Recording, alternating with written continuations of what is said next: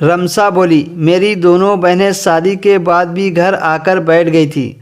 उनकी वजह से घर का माहौल और गमगीन हो गया था और मम्मी पापा उनकी वजह से परेशान रहने लगे थे।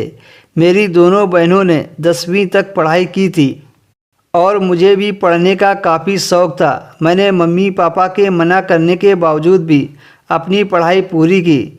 जब भी मैं डॉक्टर को देखती तो उनके जैसा बनने की ख्वाहिश करती।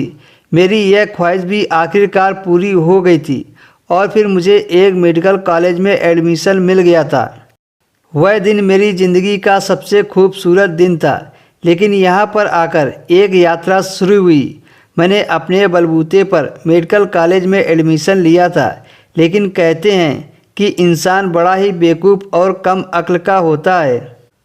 मेरी आदत थी कि मैं हर दवा खुद पर इस्तेमाल करके उसका नतीजा देखती थी। इसीलिए मुझे खुद पर बहुत गर्व होता था कि इंसानियत के लिए मैं खुद को कुर्बान कर रही हूँ। पर मैं यह नहीं जानती थी कि मेरी ज़िंदगी में यह कहर बनकर टूटेगी। उन्हीं दिनों कुछ ऐसा हुआ कि मेरी ज़िंदगी बदल कर रख दी। मेरा भाई जो हर समय गलियों में आवारा फिरता रहता था, एक दिन उसके बारे में खबर आई कि उसने किसी लड़की के साथ छेड़छाड़ कर दी है। हमारा ख़ानदान गरीब था, हम लोग इस तरह के शरारतें बर्दाश्त नहीं कर सकते थे। यह सब पता चलने पर पापा ने भाई से पूछा तो वह साफ मुकर गया। कुछ दिन के बाद हमें फिर से खबर मिली कि भाई को पुलिस उठाकर ले गई है।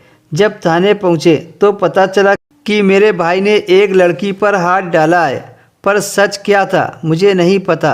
लड़की वालों की एक ही मांग थी कि हम लड़के को किसी भी हालत में माफ़ नहीं करेंगे। अगर जेल से छूट भी जाएगा तो गोली से उड़ा देंगे। तब मेरे पापा ने इस मामले को हल करने के लिए मेरा रिश्ता उन लोगों को पेश किए गए। शादी के रूप में मेरी बलि दे दी गई। इसी वजह से मैं ज़्यादा सदमे में चली गई। मैं अपनी पढ़ाई बीच में नहीं छोड़ना चाहती थी, लेकिन मैं अगर ऐसा ना करती तो मेरे भाई की जान चली जाती। इस तरह से मुझे भाई को बचाने के लिए बलि का बकरा बनना पड़ा और अपनी पढ़ाई छोड़कर शादी की।